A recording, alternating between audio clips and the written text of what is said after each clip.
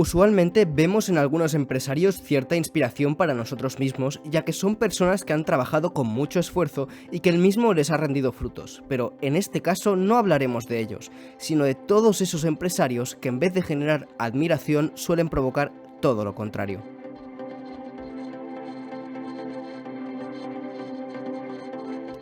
No todas las personas en la faz de la Tierra son precisamente el mejor modelo a seguir, así que era de entenderse que entre los mayores empresarios del planeta nos encontráramos con unos cuantos que no llegan a ser precisamente angelitos. Sin embargo, en esta ocasión no hablaremos de aquellos que simplemente son arrogantes, avariciosos o antipáticos, sino más bien de esos que incluso se han visto involucrados en escándalos sexuales y fraudes.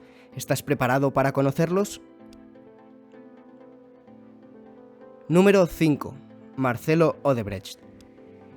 Marcelo es un empresario brasileño que pasó de pertenecer a la lista de los más millonarios de Brasil como CEO de la constructora multinacional más importante de este país, que además fue fundada por su abuelo, a ser condenado por corrupción y sentenciado a la humillación internacional. Su caso es uno de los escándalos más importantes de América Latina en los últimos años.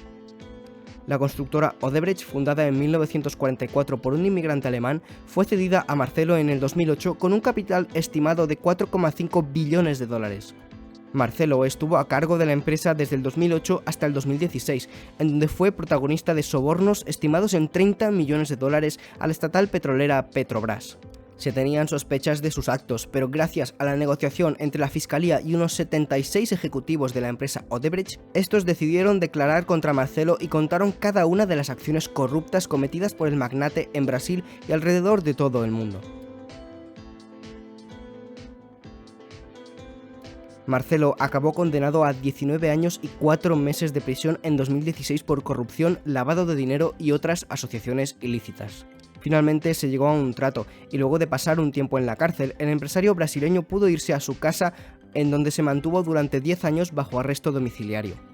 Luego de cumplir con su condena, este tendrá restricciones profesionales y no podrá ejercer ningún tipo de acción decisiva en su empresa hasta el 2025. Número 4. Carlo Ponzi.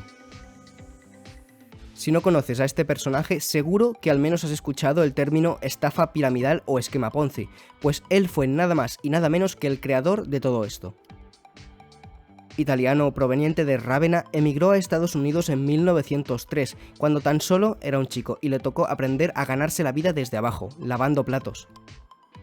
Más tarde, Ponzi conseguiría un trabajo más estable en un banco. Sin embargo, para él esto no era suficiente, por lo que pronto terminó en la cárcel por haber tratado de estafar a una anciana. Aunque esto no fue nada más que el preludio del suceso que lo haría famoso.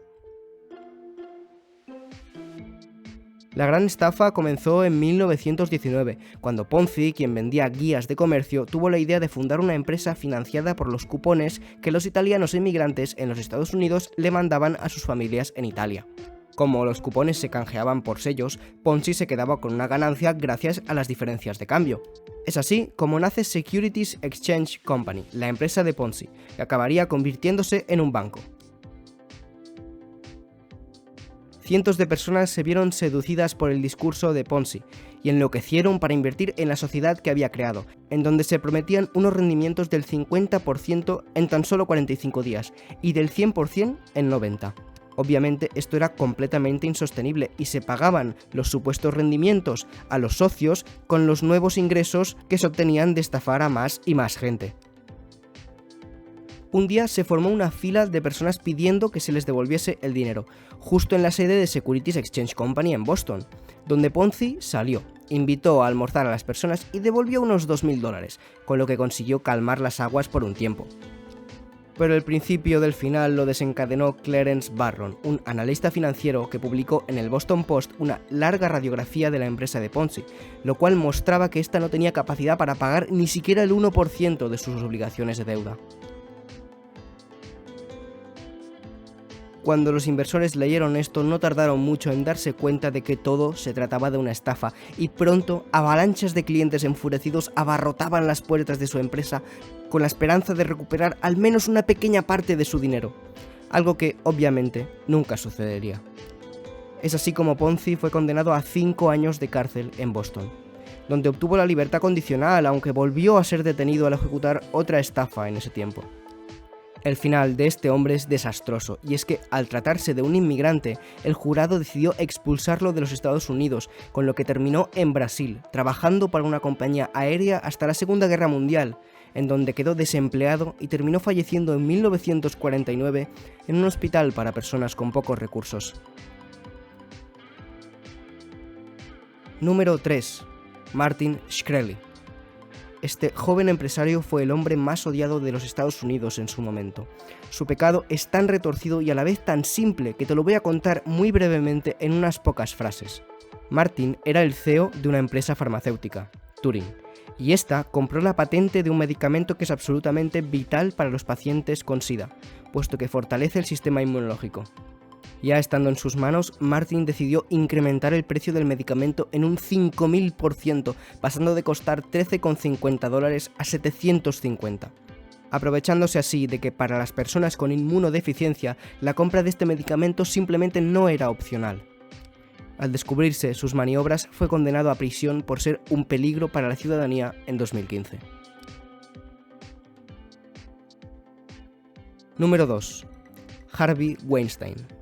Es uno de los productores de cine más importantes de Hollywood y del mundo, con años de trayecto artístico dignos de admirar, una empresa que ganó 75 premios Oscar y millones de dólares en su bolsillo. Este hombre fundó junto a su hermano Bob Weinstein el estudio Miramax en 1979, que fue vendido a Disney en 1993. Bajo esta gran sombrilla yacen largometrajes impecables y que de seguro conocerás como El artista, El discurso del rey, Chicago o El paciente inglés, todas con varios Oscars. Weinstein se caracterizó por dar enormes donaciones dedicadas a distintas causas, como para pacientes con diabetes, con esclerosis múltiple o para prevenir el SIDA. Además de esto, también donó mucho dinero al Partido Demócrata Americano para las campañas electorales de Barack Obama y Hillary Clinton. Pero toda su carrera terminaría en 2017, cuando se descubrió que en realidad Harvey Weinstein era un asqueroso acosador sexual.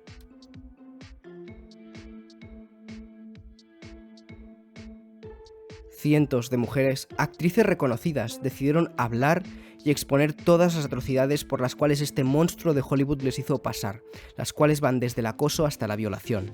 Muchas de estas mujeres comentan que Weinstein solía citarlas en hoteles, les recibía con una toalla y las obligaba a masajearlo o peor. Para las que se negaban, él se aseguraba personalmente de destruir sus carreras, y realmente lo hacía, pues tenía a todo Hollywood bajo su manga. Entre sus víctimas se encuentran Angelina Jolie, Uma Thurman, Salma Hayek, Ashley Judd, Lucia Evans, Paz de la Huerta, y la lista sigue y sigue. Ahora la pregunta es, ¿cuántos Weinsteins hay a día de hoy libres y cometiendo atrocidades?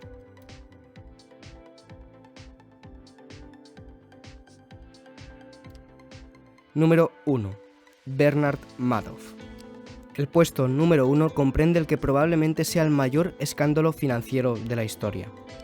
Corría el año 2008 cuando Bernard Madoff, uno de los grandes de Wall Street, era detenido al descubrirse que su firma de inversión, la cual había sido fundada en 1960, se trataba nada más y nada menos que de una colosal estafa piramidal.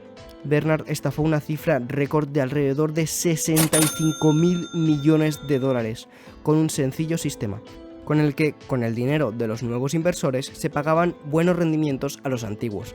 Pero claro, esto requiere, como todos los esquemas Ponzi, de infinitos nuevos inversores, lo cual es lógicamente imposible. Como dije antes, Bernard fue uno de los grandes de Wall Street, así que todos confiaban mucho en él. Gran error. El esquema Ponzi funciona con una cantidad ilimitada de clientes que se van sumando día tras día, y además debe haber una porción importante de estos clientes que no quieran retirar todos sus fondos a la vez. De esta manera se podía jugar con el dinero de las personas fácilmente y el dinero seguía fluyendo. Estamos hablando de que no solo personas particulares dejaban sus ahorros en la empresa de Bernard, sino que en esta incluso participaban importantes instituciones financieras de todo el mundo. Por ejemplo, la heredera del grupo L'Oréal, Liliane Bettencourt, la mujer más rica del mundo, que invirtió más de 3.000 millones de euros en la empresa de Madoff, los cuales perdió. Y es que el sistema parecía funcionar razonablemente bien hasta el año 2008, en donde a causa de la crisis las personas comenzaron a querer retirar su dinero, y es aquí en donde este gran sistema piramidal colapsó. Era tan perfecta la tapadera que ni siquiera los hijos de Madoff tenían conocimiento de que esta gran empresa de prestigio en realidad solo se trataba del clásico fraude piramidal. Pero para cuando se enteraron ya era tarde. Su padre ya había sido entregado a la justicia y fue condenado a cumplir 150 años de prisión. Aparentemente, Bernard Madoff se arrepintió. Dijo públicamente que había dejado en vergüenza a toda su familia y que tendría que lidiar con eso para el resto de su vida, pero sus disculpas no servían de absolutamente nada, pues había algo que no podía remediarse, algo que le hace estar en el primer puesto de este top: los numerosos suicidios de personas que sufrieron enormemente a causa de su estafa. Uno de ellos fue Thierry de Villouchet, un francés fundador de la gestora Access International, quien perdió entre 1.500 y 2.000 millones de dólares de su empresa y de sus clientes. Villouchet terminó cortándose las venas en su oficina de Nueva York tan solo una semana después de descubrirse el fraude. Otro caso fue el de William Foxton, un veterano de guerra inglés que también decidió suicidarse en el 2009, luego de caer sumergido en una fuerte depresión al haber perdido todos sus ahorros. Pero lo más siniestro fue que Mark Madoff, el propio hijo del estafador, acabaría con su vida en el año 2010 al enterarse de que enfrentaba una demanda a causa de las conexiones con los negocios fraudulentos de su padre. Y es que incluso años más tarde, la esposa del propio Bernard Madoff confesó que tan solo un par de semanas después de todo el estallido, ella y su marido tomaron un montón de pastillas para acabar con sus vidas porque no podían aguantar la presión del entorno. Sin embargo, fue un intento fallido. Y como ellos, hay muchos más en una lista de interminables finales mortales y de vidas arruinadas a causa del engaño de Bernard Madoff. Si el vídeo te ha gustado y quieres ver más como este, puedes suscribirte a coste de oportunidad.